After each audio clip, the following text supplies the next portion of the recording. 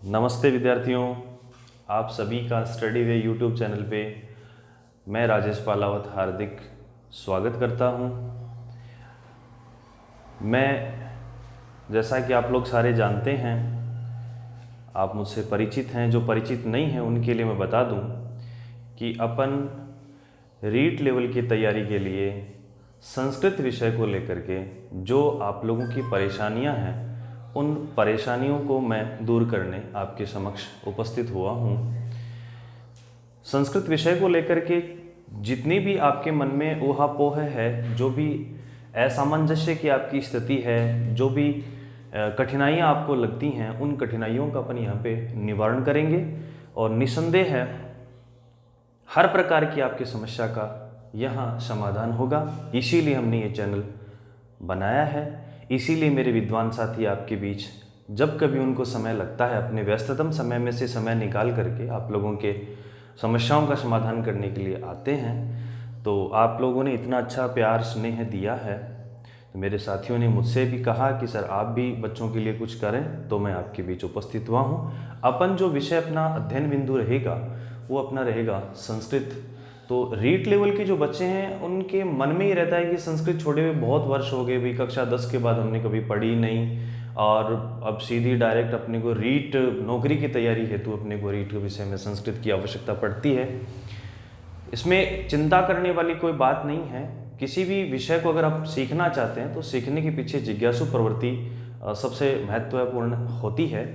आप सब में जिज्ञासु प्रवृत्ति है, आप सफल होना चाहते हैं, तो आइए हम सब मिलकर के इस विषय को और आगे बढ़ाने का प्रयास करते हैं और आपकी समस्याओं का मैं बहुत ही आराम से, धैर्यता से और सरलता से इन समस्याओं का समाधान करता हूं। चलिए अपन शुरू करते हैं विषय अपना। बात आती है संस्कृत व्याकरण की। संस्कृत व्याकरणम, संस्कृत व्याकरण रीट के लिए जो अपने पाठ्यक्रम में निर्धारित जो भी बिंदु हैं, विषय बिंदु हैं, उन सभी का अपन 1 बाय 1 एक एक करके उनका अध्ययन करेंगे और उचित और श्रेष्ठ अध्ययन करेंगे। निसंदेह है, इसमें कोई दो राय नहीं है। आप धैर्य से कक्षा को नियमितता से लें और धैर्य से पढ़ें। इतना अगर आप कर लेंगे तो बाकी विषय की जिम्मेदारी मेरी है। आपका ऐसा एक भी प्रश्न नहीं होगा जो गलत होने की आपकी संभावना होगी। आपका मन भी ये कहेगा, आप में स्वतः ही आत्मविश्वास भी उत्पन्न होगा कि जब अगर अपन इस प्रॉपर क्लास लेंगे, इसकी क्लास लेंगे, तो अपना एक भी संस्कृत का प्रश्न गलत नहीं होगा। मैं अपने गुरुजनों द्वारा जो कुछ भी सीखा है, मैंने पुस्तकों से जो कुछ भी सीखा है, वो सब कुछ आपको देने का मैं प्रयास करता हूँ। तो मैं विषय में प्रवेश कर रहा हूँ। देखिए साथियों, हमारा जो अध्ययन बिंदु है मुख्य जो है वो है संस्कृत व्याकरण। व्याकरणम शब्द की और संस्कृत की बात अपन करते हैं। जब बात संस्कृत विषय की आती है तो संस्कृत विषय जो है, कई बार यहां से भी प्रश्न पूछ लेते हैं, सम प्लस क्री सम प्लस क्री प्लस कत, ये संस्कृत शब्द की व्युत्पत्ति है। संस्कृत शब्द में सम उपसर्ग है, क्री धातु है, कत प्रत्यय है। कत जो है ये एक तद्धित प्रत्यय है, सॉरी, तो कत जो है वो एक कृदंत प्रत्यय है। कृदंत प्रत्यय, कृदंत प्रत्यय क्या होते हैं? कृदंत शब्द का अगर अपन संधि विच्छेद करें तो कृदंत शब्द का संधि विच्छेद होता है कृत धन अंत, ठीक है। तय का लोप हो जाता है, शेष जो बचता है वो क्री। क्री जो है मित्रों वो धातु है। क्री एक धातु है। इसका मतलब क्या हुआ कि धातु के अंत में, समझिए आप, कृदंत प्रत्यय मैंने क्यों कहा कत को, प्रत्यय दो होते हैं, एक कृदंत होता है, एक तद्धित होता है। कृदंत प्रत्यय जो हैं उनकी पहचान क्या है? कृदंत शब्द का संधि विच्छेद किया, संधि विच्छेद हुआ कृत धन अंत। अंत का मतलब होता है अंत में, अर्थात प्रत्यय हमेशा कहां लगते हैं? अंत में लगते हैं। किसके अंत में? क्री, तय का हो गया लोप हलंतस्य लोप है, अंतिम हलंत वर्ण का लोप हो जाएगा। हलंतस्य लोप ऐसे तय का लोप कर दिया गया, शेष क्या बचा? क्री। क्री संस्कृत में क्या है, इसको क्या कहते हैं? धातु कहते हैं। धातु को हिंदी में क्या कहते हैं? क्रिया कह देते हैं। इसका मतलब क्या हुआ कि धातु के अंत में यदि जो प्रत्यय लगते हैं उन प्रत्ययों को किस नाम से संबोधित किया जाता है? कृदंत प्रत्ययों के नाम से संबोधित किया जाता है। और तदित प्रत्यय जो है, तदित प्रत्यय की बात अपन करते हैं तो तदित का मतलब ही हो गया, तदित शब्द इस प्रकार से लिखते हैं, और या फिर अपन क्या लिखते हैं? इस प्रकार से लिख देते हैं। अब मैंने आपको कहा कि प्रत्यय दो प्रकार के होते हैं, एक तो कृदंत प्रत्यय होता है और एक तदित प्रत्यय होता है। अब कृदंत तो हमारे समझ में आ गया कि धातु के अंत में लगने वाले जितनी भी धातुएं हैं, पठ, लिख, गच्छ, वद, पिब, हस, नृत्य, जो भी धातुएं हैं, उन धातुओं के अंत में यदि कोई प्रत्यय लगा हुआ है तो वह प्रत्यय जो होगा वो सदैव कौन सा प्रत्यय होगा? कृदंत। लेकिन धातुओं को छोड़कर अन्य जो होते हैं उनको तदित प्रत्यय कहते हैं। तदित शब्द का संधि विच्छेद करते हैं विद्यार्थियों तो तत्, धन, हित बनता है। और तत् क्या है? एक शब्द है, ठीक है। और इन शब्दों के अंत में जो प्रत्यय लगते हैं उन प्रत्ययों को सदैव संस्कृत में किस नाम से संबोधित किया जाता है? तदित। ठीक, तो इसका मतलब हमने दो बातें सीखी। हमने सीखी कि प्रत्यय दो होते हैं, कृदंत प्रत्यय और तदित प्रत्यय। धातुओं के अंत में लगने वाले प्रत्यय कृदंत प्रत्यय कहलाते हैं और शब्दों के अंत में लगने वाले प्रत्यय तदित प्रत्यय कहलाते हैं। हम शब्द देख रहे थे कौन सा? संस्कृत। संस्कृत शब्द में शम उपसर्ग है, क्री धातु है और कत प्रत्यय है। इतना हम याद रखेंगे। संस्कृत शब्द के बाद में अपन जिस शब्द की बात करते हैं वो शब्द बात करते हैं व्याकरण की। मित्रों, व्याकरणम शब्द जो है, व्याकरणम शब्द जो है, व्याकरणम शब्द की अगर अपन व्युत्पत्ति देखें तो वी, धन, आ, धन, क्री, धन, ल्युट प्रत्यय। ठीक है मित्रों, ये इसकी होगी व्युत्पत्ति। ठीक है, व्युत्पत्ति से हुई उत्पत्ति। उत्पत्ति किसकी हुई? व्याकरण शब्द की। व्याकरण शब्द किन किन व्याकरणात्मक तत्वों से, अंगों से मिलकर बना है उसकी यहां पे व्याख्या की गई है।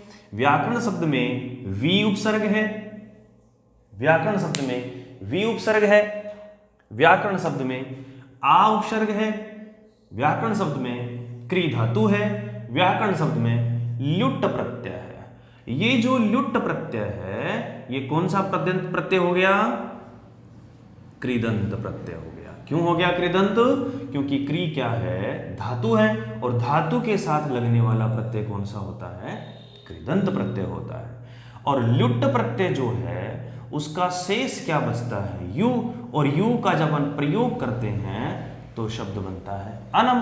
और अनम जो है वो सदैव, इसका मतलब क्या हुआ? लुट से अनम, और अनम सदैव किस लिंग में होता है बेटा? नपुंसक लिंग में होता है। इसका मतलब क्या हुआ कि जहां कहीं भी लुट का प्रयोग होगा किसी भी धातु में, उस धातु के अंत में ध्वनि किसकी आएगी? अनम की। अनम की ध्वनि आएगी, इसका मतलब वहां पे निश्चित रूप से कौन सा लिंग होगा? नपुंसक लिंग होगा, लुट प्रत्यय होगा। जैसा हम यहाँ पे देख पा रहे हैं, यहाँ पे शब्द अपने को दिख रहा है कर्णम। कौन सा शब्द दिख रहा है अपने को? कर्णम। तो कर्णम शब्द जो है वो क्री, धन, लुट प्रत्यय जोड़ा तो शब्द क्या बना है? कर्णम। अब ये कर्णम शब्द जो है उसमें कौन सा लिंग है विद्यार्थियों? नपुंसक लिंग है। ठीक है, और इसमें अनम की ध्वनि आ रही है। याद रखें,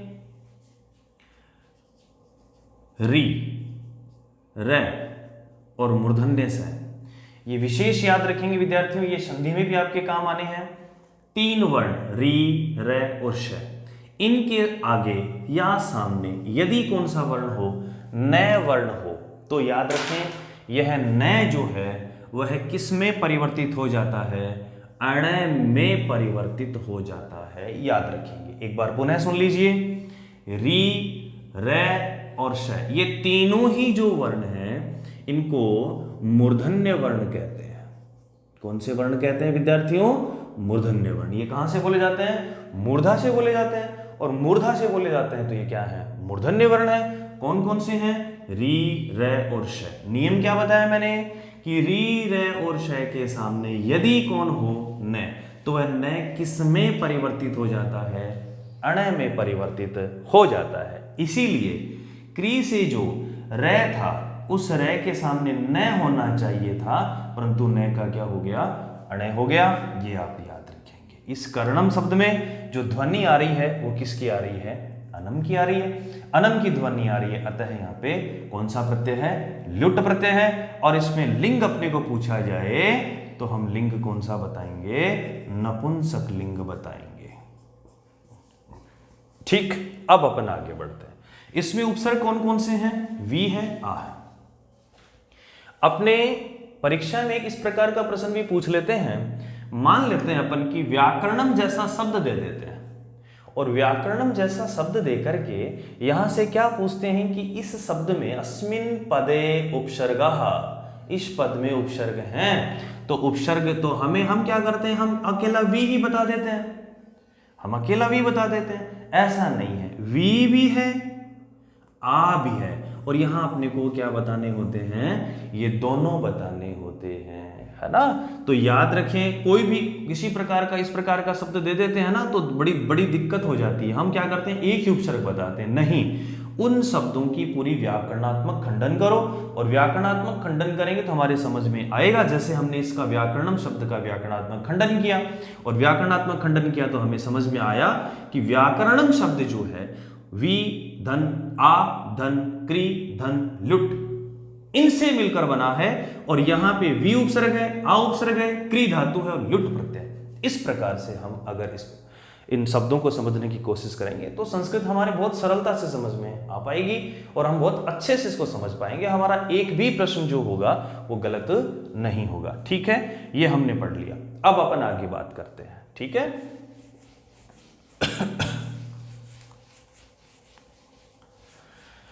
अब देखिए मित्रों, विषय में प्रवेश तो हमने कर लिया है। आगे की जो बात है वो बात अपन करते हैं। पहली जो बात आती है संस्कृत की, जो बात आती है, तो संस्कृत यूं कहते हैं कि संस्कृत भाषा के प्रथम प्रवक्ता जो हैं, प्रथम प्रवक्ता, प्रवक्ता जो हैं वो कौन माने जाते हैं? तो ब्रह्मा। प्रथम प्रवक्ता कौन माने जाते हैं? ब्रह्मदेव। कहते हैं कि संस्कृत सबसे पहले जिसके मुख से निकली वो व्यक्तित्व कौन थे? ब्रह्मा कहे जाते हैं। सृष्टि के रचनाकार ब्रह्मा वो प्रथम प्रवक्ता माने जाते हैं। ठीक है, उसके बाद अगर बात की जाए कि संस्कृत थी क्या, तो संस्कृत के दो रूप माने जाते हैं। संस्कृत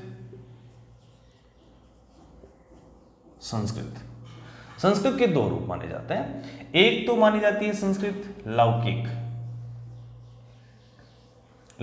संस्कृत, लौकिक संस्कृत, और दूसरी मानी गई अलौकिक संस्कृत, अलौकिक संस्कृत। विद्यार्थियों, ये जो अलौकिक संस्कृत थी, ये अलौकिक सांसारिक नहीं थी, ये देवलोक की भाषा थी। देवलोक की भाषा, देवतागण, देवगण इस संस्कृत शब्दावली का प्रयोग किया करते थे, इस संस्कृत भाषा का प्रयोग किया करते थे। कालांतर में जैसे जैसे समय बीतता गया वैसे वैसे अलौकिक संस्कृत में अपभ्रंश होता गया, और वह संस्कृत क्या होती गई? लौकिक होती चली गई। इसकी भी एक परंपरा मानी जाती है। क्या मानी जाती है? इसका मानना ये है कि संस्कृत भाषा का ज्ञान सबसे पहले किसके पास माना जाता है? ब्रह्मा। ब्रह्मा ने यह ज्ञान किसको दिया? बृहस्पति, जो देवीय गुरु हैं, देवताओं के गुरु माने जाते हैं। सबसे पहले भाषा संस्कृत भाषा किसके पास थी? अलौकिक भाषा की बात कर रहा हूं, अलौकिक भाषा की बात कर रहा हूं। तो सबसे पहले प्रवक्ता कौन माने जाते हैं? ब्रह्मा। ब्रह्मा ने यह ज्ञान किसको दिया? अपने देवीय गुरु बृहस्पति को दिया। और बृहस्पति ने यह ज्ञान किसको दिया? जो देवताओं का राजा है। राजा कौन है? इंद्र। इंद्र ने यह ज्ञान किसको दिया? भारद्वाज मुनि को दिया, बताते हैं। भारद्वाज मुनि को दिया, बताते हैं। और भारद्वाज मुनि ने अन्य ऋषियों को दिया, अन्य ऋषियों को। और अन्य ऋषियों से होते हुए जन सामान्य तक, फिर ये कहां पहुंची? जन सामान्य तक पहुंची, जन सामान्य तक इस भाषा का आगमन हुआ। तो प्रारंभिक जो बात आती है वो ये आती है कि संस्कृत किसके मुख से निकली? तो किसके मुख से निकली? ब्रह्मा से। ब्रह्मा ने यह ज्ञान किसको दिया? बृहस्पति को। बृहस्पति ने किसको दिया? इंद्र को। इंद्र ने किसको दिया? भारद्वाज मुनि को। भारद्वाज मुनि ने अन्य ऋषियों को। और अन्य ऋषियों से होते होते आज हमारे पास जन सामान्य तक पहुंची। तब इसका नाम क्या रख दिया मेरे विद्यार्थियों? इसका नाम रख दिया लौकिक संस्कृत। हम जो अध्ययन करते हैं वो किसका करते हैं? लौकिक संस्कृत का करते हैं। अलौकिक संस्कृत के अपन अध्ययन नहीं करते। अलौकिक संस्कृत का जो प्रथम ग्रंथ जो माना जाता है वो ऋग्वेद को माना जाता है। ऋग्वेद प्रथम ग्रंथ। ठीक है। संस्कृत में सर्वप्राचीन ग्रंथ जो है वो कौन सा है बेटा? ये ऋग्वेद माना जाता है। ठीक है। तो प्रथम प्रवक्ता हो गए अपने ब्रह्मा। संस्कृत के दो रूप स्वीकृत हैं, लौकिक और अलौकिक। अलौकिक क्या थी? जो देवीय भाषा थी वो सिर्फ किसके पास थी? ब्रह्मा के पास। ब्रह्मा से कहाँ आई? बृहस्पति के पास। बृहस्पति से कहाँ आई? इंद्र के पास। इंद्र के बाद कहाँ आई? भारद्वाज मुनि के पास। भारद्वाज मुनियों से कहाँ गई? अन्य ऋषियों के पास। और अन्य ऋषियों से होते हुए जन सामान्यता के बात पहुंची। ठीक है। अब इसका अपन आगे अध्ययन करते हैं।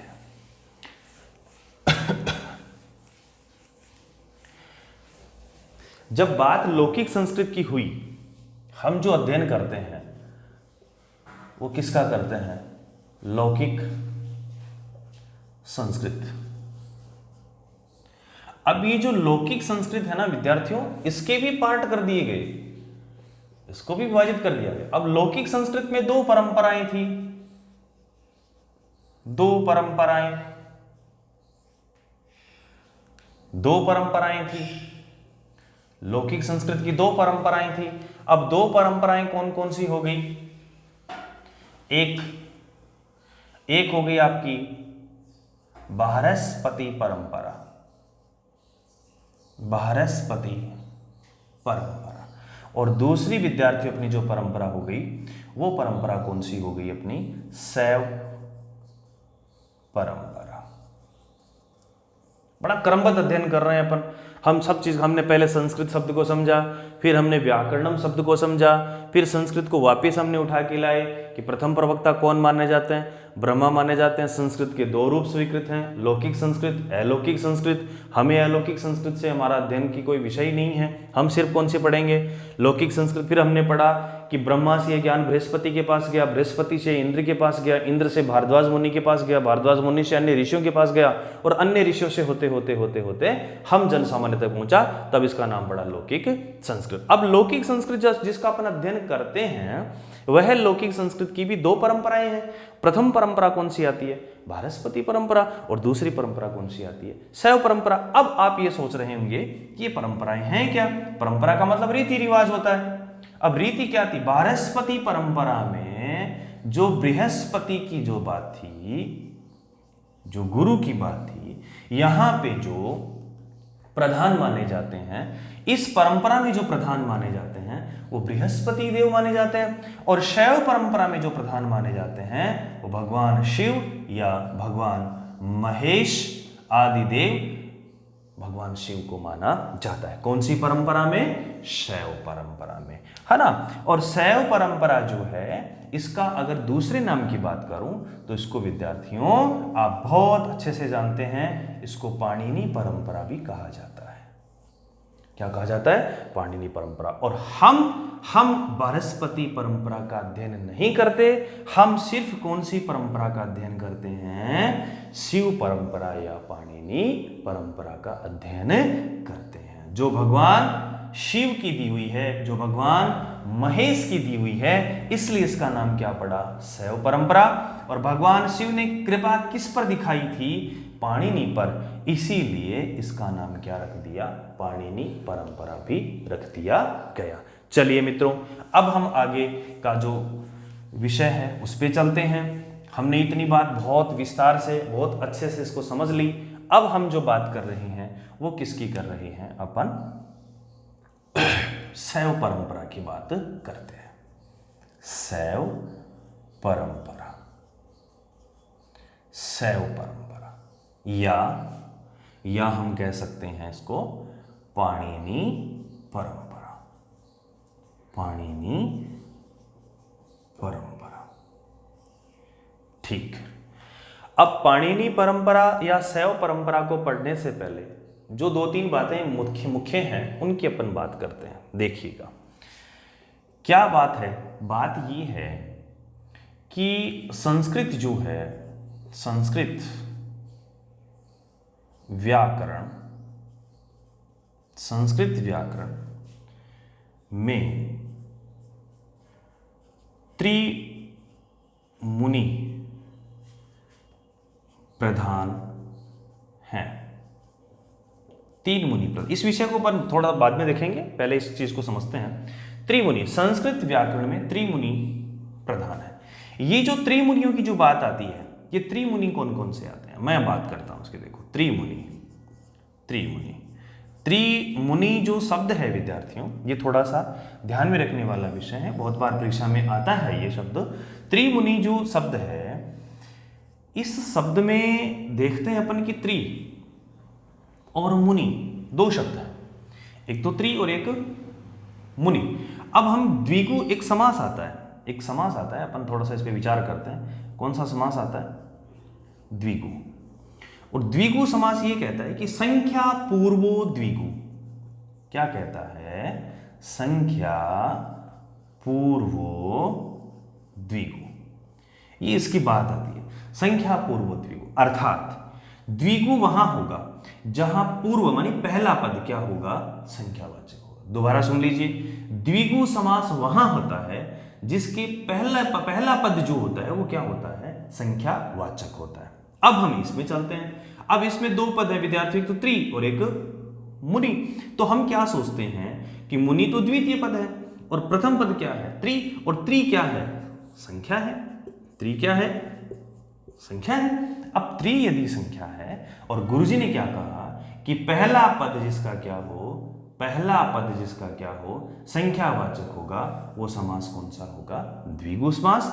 परंतु याद रखें, मुनि शब्द से पहले, किस शब्द से पहले? मुनि शब्द से पहले यदि संख्यावाचक हो तो वहां पे द्विगु समास न हो करके कौन सा समास होगा विद्यार्थियों? अव्ययी भाव समास होगा। ये विशेष याद रखेंगे, ठीक है। तो त्रिमुनि शब्द में द्विगु समास न हो करके कौन सा समास होगा? अव्ययी भाव समास होगा।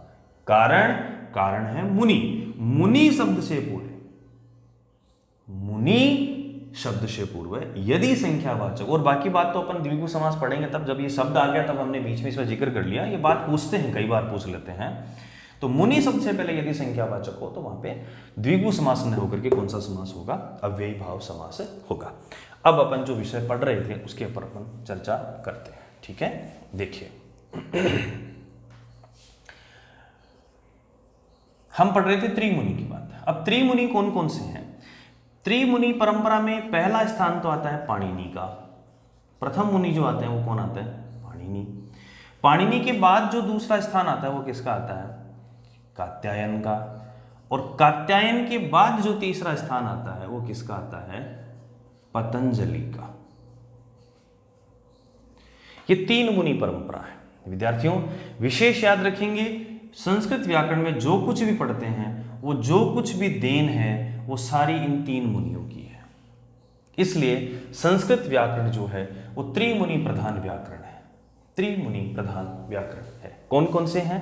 पाणिनि है, कात्यायन है और पतंजलि है। थोड़ा थोड़ा इसका अपन परिचय देख लेते हैं। पाणिनि के बारे में बहुत कुछ सुना है, तो पाणिनि क्या कहते हैं? पाणिनि ये कहते हैं, अपन इसके बारे में जिक्र कर रहे हैं। पाणिनि के बारे में कहा है कि ये प्रथम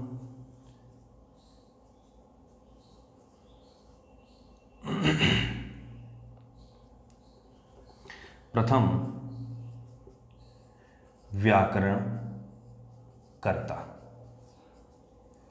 प्रथम व्याकरण कर्ता मतलब व्याकरण की रचना करने वाले प्रथम जो थे वो कौन थे? पाणिनि थे। इनका जो ग्रंथ आता है, वह ग्रंथ आप सबको पता है, अष्टाध्यायी। ये इनका क्या है? ग्रंथ है। अष्टाध्यायी पद में वो द्विगु वाली बात याद रखो जो हमने पढ़ी थी। अब द्विगु में हमने क्या पढ़ा था कि पहले पद में क्या हो? संख्यावाचक हो। अब संख्यावाचक देखो मित्रों, यहाँ पे अष्ट का मतलब क्या होता है? 8 होता है। अध्याय माने अध्याय, तो 8 अध्यायों का समूह। इसका मतलब यहाँ अष्टाध्यायी शब्द जो है यहाँ पे कौन सा समास हो गया? द्विगु समास हो गया। लेकिन त्रिमुनि शब्द में वहां पे द्विगु समास नहीं हुआ, वहां पे कौन सा हो गया? अव्ययी भाव समास हो गया। शर्त क्या थी?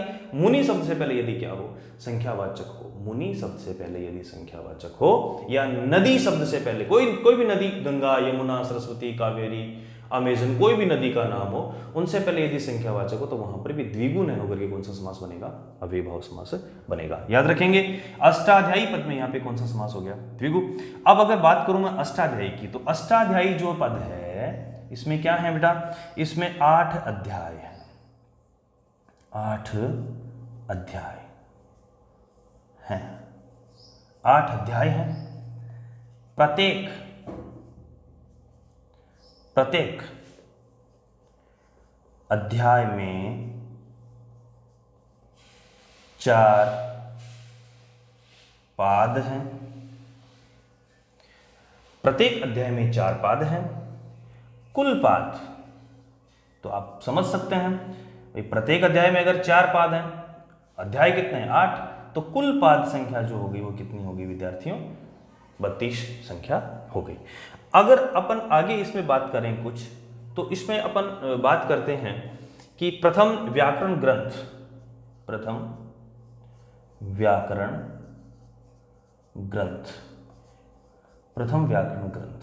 प्रथम व्याकरण ग्रंथ कौन सा आता है? अष्टाध्यायी आता है। प्रथम व्याकरण ग्रंथ जो आता है वो कौन सा आता है? अष्टाध्यायी आता है। और अपन बात करें इसमें पाणिनि की, और अपन बात करें, ये देख लीजिए दोबारा। पाणिनि प्रथम व्याकरण कर्ता, व्याकरण को बनाने वाले, प्रथम व्याकरण के रचनाकार कौन है? पाणिनि है। ग्रंथ कौन सा लिखा इन्होंने जो ग्रंथ लिखा वो कौन सा लिखा? अष्टाध्यायी। और अष्टाध्यायी शब्द में कौन सा समास है? द्विगु समास। इसमें 8 अध्याय है। अष्ट अध्याय, अष्ट प्लस अध्याय, 8 अध्याय। हिंदी में अष्ट को 8 कह देते हैं और हम संस्कृत में इसको अष्ट कह देते हैं। 8 अध्याय हैं। प्रत्येक अध्याय में कितने पाद है मित्रों? 4।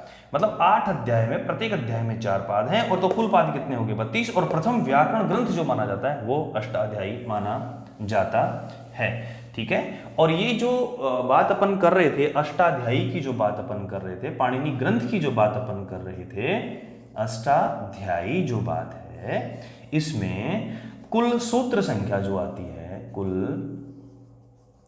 सूत्र संख्या, तो यहां एक मत नहीं है, लेकिन ये कहते हैं कि लगभग 4000 सूत्र है, लगभग, है ना। अष्टाध्यायी पद में, अष्टाध्यायी ग्रंथ में लगभग कितने सूत्रों का समाहार है? लगभग 4000 सूत्रों का यहाँ पे संकलन किया। किसके द्वारा किया गया? पाणिनि के द्वारा किया गया। अब अगर अपन आगे बात करते हैं इसमें, तो इसमें क्या आता है कि इसमें एक बात ये पूछ ली जाती है कि अष्टाध्यायी में प्रथम सूत्र कौन सा है? प्रथम सूत्र। तो प्रथम सूत्र जो आता है उसमें वृद्धिरादैच सूत्र आता है, वृद्धिरादैच, ये इसका प्रथम सूत्र आ जाता है।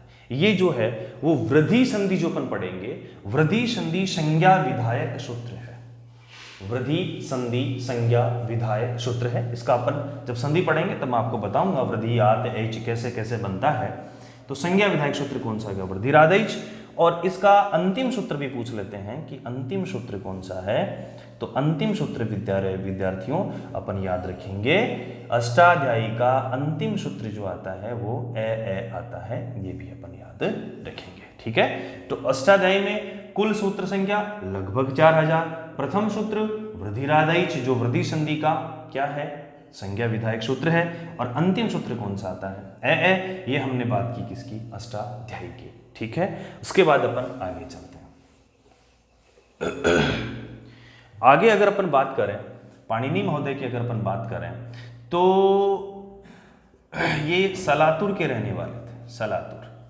सलातुर के रहने वाले थे। सलातुर पाकिस्तान में पड़ता है, इसलिए इनको सलातूरिये भी कहते हैं। इनका उपनाम आ गया सलातूरिये। क्यों? क्योंकि ये कहाँ के रहने वाले थे, सलातुर। और सलातुर वर्तमान उस समय कहाँ था, सलातुर वर्तमान में पाकिस्तान में था, तो इसको सलातूरिये भी कहते हैं। ठीक है, तो अपन ये लिख सकते हैं कि सलातुर, और कोष्टक में मैं लिख देता हूं पाकिस्तान। सलातुर निवासी रहने वाले थे, पाकिस्तान के रहने वाले थे। इनकी जो माताजी जो थी, वो माता का नाम आता है इनका दाक्षी। तो इनको यहां मैं इनका उपनाम थोड़ा सलातूरिये लिख देता हूं, तो आप समझ लेना थोड़ा। सलातूरिये भी कहते हैं और माताजी के नाम से इनको दाक्षी पुत्र भी कहते हैं। इनको दाक्षी पुत्र भी कहा जाता है। भाई पाणिनि की बात कर रहे हैं अपन, तो पाणिनि कहाँ के रहने वाले थे, सलातुर के। और सलातुर कहाँ था, उस समय पाकिस्तान में था, सॉरी वर्तमान में पाकिस्तान में। इसलिए हम कह सकते हैं कि सलातुर के रहने वाले थे। सलातुर वर्तमान में कहाँ है, पाकिस्तान में, इसलिए इनका नाम क्या पड़ गया, सलातुरी पड़ गया। माँ का नाम था इनका दाक्षी, और इसलिए इसको क्या कहता है, दाक्षी पुत्र भी कहा जाता है। इनके जो पिता थे वो पणिन थे, पणिन। तो पणिन के नाम से इसका नाम क्या पड़ गया, पाणिनि पड़ गया ना, याद रखना है। और अगर इनके गुरु की बात करें, कई बार परीक्षा में पूछा जा सकता है, गुरु जो है वो उनके गुरु कौन थे, उपवर्ष थे। उपवर्ष इनके गुरु थे, किनके, पाणिनि के। पाणिनि के गुरु कौन थे, उपवर्ष थे। अब आप सोचो कि गुरु उपवर्ष थे, उनका विद्यालय कहाँ था, ये पढ़ते कहाँ थे भाई, कहाँ इनकी पढ़ाई कहाँ हुई। तो इनका जो स्कूल था, उनका जो विद्यालय था, इनका जो विद्यालय था वो था नालंदा। विश्व विद्यापीठ नालंदा के बारे में आप जानते ही हैं। तो नालंदा इनका विद्यालय था। गुरु कौन थे, उपवर्ष थे। पिता कौन थे, पणिन। माता कौन थी, दाक्षी। कहाँ के रहने वाले थे, सलातुर। सलातुर कहाँ पड़ता है, पाकिस्तान में। कहाँ के निवासी, पाकिस्तान के निवासी, सलातुर के निवासी, इसलिए इनको क्या कहते हैं, सलातुर ये भी कहते हैं। माँ के नाम पे इनका नाम क्या पड़ा, दाक्षीपुत्र पड़ा। पणिन, पिता के नाम पे इनका नाम क्या पड़ा, पणिन। गुरु कौन थे, उपवर्ष। विद्यालय का नाम क्या था, नालंदा। ये बातें हमने किसके बारे में पढ़ी, पाणिनि के बारे में पढ़ी। प्रथम मुनि के बारे में हमने अध्ययन कर लिया। अब अपन बात करते हैं किसकी, दूसरे मुनि की। दूसरा मुनि कौन आता है अपना, कात्यायन आता है। कौन आता है विद्यार्थियों, कात्यायन। कात्यायन मूल नाम नहीं था इसका, कात्यायन मूल नाम नहीं था। मूल नाम जो था इनका, मूल नाम की जहां पे बात आती है वो बात क्या आती है, वररुचि। कात्यायन का मूल नाम वररुचि था मित्रों। कई बार मैंने दिया एग्जाम, उसमें प्रश्न पूछा गया कि कात्यायन का मूल नाम क्या है, वार्तिककार का मूल नाम क्या है। तो मूल नाम इनका वररुचि है, थोड़ा सा याद रखेंगे। तो फिर कात्यायन क्या है, कात्यायन इनकी गोत्र है भाई। कात्यायन तो क्या है, इनकी गोत्र है, ये थोड़ा याद रखेंगे। कात्यायन गोत्र है, मूल नाम तो क्या है इनका, वररुचि। और ये जो थे ना, ये वार्तिककार माने जाते हैं। वार्तिककार माने जाते हैं, मानिए वार्तिककार। क्योंकि इनके ग्रंथ जो था, इनका जो ग्रंथ था ना विद्यार्थियों, वो कौन सा था, वार्तिक ही था। इनका ग्रंथ वार्तिक था। तो वार्तिक था इसलिए इनको क्या कहते हैं, कार माने रचना करने वाला, निर्माण करने वाला। किसका निर्माण करने वाला, वार्तिक का निर्माण करने वाला। तो कौन होता है, वार्तिककार होता है। कौन थे, वररुचि, मूल नाम था। कात्यायन क्या था, उनकी गोत्र थी, गोत्र थी भाई कात्यायन। अब अगर अपन बात करें कि ये पुत्र किसके थे, तो ये याज्ञवल्क्य के पुत्र थे। पुत्र की अगर अपन बात करें तो याज्ञवल्क्य के पुत्र थे, याज्ञवल्क्य के पुत्र थे। याज्ञवल्क्य के पुत्र थे। याज्ञवल्क्य तो खुद अपने आप में बहुत प्रकांड विद्वान थे संस्कृत के, तो इनके बेटे थे कौन? कात्यायन। और इन्होंने जो ग्रंथ लिखा वो कौन सा लिखा था? वार्तिक, इसलिए इनको क्या कहते हैं? वार्तिककार माने गए हैं। ठीक है, इनके जो गुरु थे वो भी उपवर्षी थे विद्यार्थियों, याद रखेंगे थोड़ा सा। इनके जो गुरु थे वो भी कौन थे? उपवर्ष थे। और इनका जो विद्यालय था, तो विद्यालय भी कहां था? नालंदा ही था, नालंदा ही था। तो ये सहपाठी थे, पाणिनि और कात्यायन जो थे वो क्लासमेट थे, साथ पढ़ते थे, तो एक ही गुरु थे इनके, एक ही विद्यालय था, तो थोड़ा सा ध्यान रखेंगे। और ये पाणिनि जो है ना, इसके बारे में एक चर्चा और विशिष्ट आती है। वो क्या आती है कि इनकी जो मृत्यु हुई थी, वो बहुत बार परीक्षा में पूछ लेते हैं, मृत्यु जो हुई थी वो सिंह के कारण से हुई थी। सिंह कारणात्, सिंह कारणात्, शेर के कारण से। कब हुई थी? त्रयोदशी को। ये थोड़ा सा याद रखना विद्यार्थियों, त्रयोदशी को, है ना, याद रखेंगे। पाणिनि की मृत्यु किसके कारण हुई? सिंह, सिंह माने क्या होता है? शेर, शेर के कारण से हुई, है ना। कब हुई? त्रयोदशी को। और व्याकरण की रचना करने वाले कौन थे? पाणिनि। इसलिए त्रयोदशी के दिन, विद्यार्थियों याद रखना, त्रयोदशी के दिन व्याकरण का क्या होता है? अवकाश होता है। इस दिन व्याकरण नहीं पढ़ाई जाती। क्यों नहीं पढ़ी जाती? क्योंकि व्याकरण की रचना करने वाले की मृत्यु जो है वो इसी दिन हुई थी, इसलिए इसको व्याकरण का अवकाश दिवस माना जाता है। क्या माना जाता है? व्याकरण का अवकाश दिवस माना जाता है। क्या? त्रयोदशी। क्यों? इस दिन व्याकरण की रचना करने वाले कौन? पाणिनि की क्या हो गई थी? मृत्यु। किसके कारण? शेर के कारण से। इसलिए संस्कृत व्याकरण का या हिंदी व्याकरण का अध्ययन नहीं करवाया जाता। कब?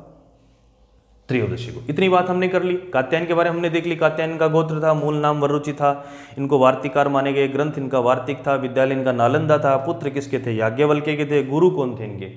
उपवर्ष थे। ये बातें हमने इसमें पढ़ ली। अब हम बात करते हैं किसकी? पतंजलि की बात करते हैं। तो देखिए, अपन पतंजलि की बात करते हैं। पतंजलि क्या थे? पतंजलि के बारे में बात करते हैं। ठीक है, पतंजलि देखिए, त्रिमुनि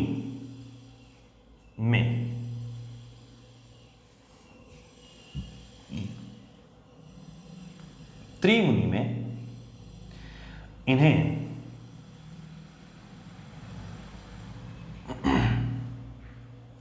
प्रधान स्थान है, प्रधान स्थान मिला।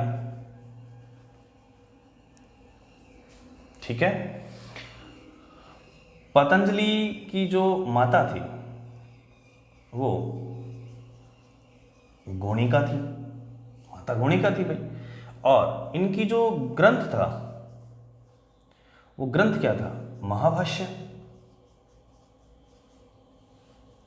एक इसका पातंजल योग सूत्र भी है, पातंजल योग सूत्र, पातंजल योग सूत्र। ये योग सूत्र जो है वो आप देख ही रहे हैं, बाबा रामदेव जो भी इस समय बता रहे हैं कि इस कोरोना से लड़ने के लिए इम्यूनिटी पावर चाहिए शरीर में, और शरीर को और चिरायु बनाने के लिए हम योग सूत्रों को काम में लेते हैं। तो वो जो आए थे वो कहाँ से आए थे? पातंजल योग सूत्र से आए हैं। अगर अपन बात करें तीनों मुनियों में सबसे प्रामाणिक मुनि, तो सर्व प्रामाणिक मुनि, प्रामाणिक मुनि, तीनों मुनियों में सबसे प्रामाणिक मुनि कौन माने जाता है? पतंजलि। तीनों मुनियों, पाणिनि, कात्यायन, पतंजलि। आपको परीक्षा में पूछा जा सकता है कि पाणिनि, कात्यायन, पतंजलि में से प्रधान मुनि या सर्व प्रामाणिक मुनि कौन से हैं? तो क्या मानेंगे? पतंजलि मानेंगे, याद रखेंगे। ठीक है, तो ये बात अपन याद रखेंगे। सर्व प्रामाणिक मुनि कौन माने जाते हैं? पतंजलि। त्रिमुनि में इन्हें प्रधान स्थान मिला है। माता इनकी थी गोणिका, ग्रंथ इनका कौन सा था? महाभाष्य, और एक इनका था पातंजल योग सूत्र। और पातंजल योग सूत्र जो है वो बाबा रामदेव इसका बहुत बढ़िया इस्तेमाल कर रहे हैं, अपनी वस्तुओं का खूब अच्छे से क्रय विक्रय कर रहे हैं, और हम लोग बहुत स्वास्थ्यप्रद, पूरा भारत, पूरा विश्व इससे बहुत स्वास्थ्यप्रद हो रहा है भाई, लोगों का बहुत कल्याण हुआ है इसमें। और सर्व प्रामाणिक क्या माने जाते हैं? ये मुनि माने जाते हैं। किसकी बात कर रहा था मैं? पतंजलि की बात कर रहा था। ठीक है, ये बातें हमने पढ़ी। अब हम संस्कृत में प्रवेश और करते हैं, आगे और इंटर करते हैं। अपना विषय था शैव परंपरा या पाणिनि परंपरा।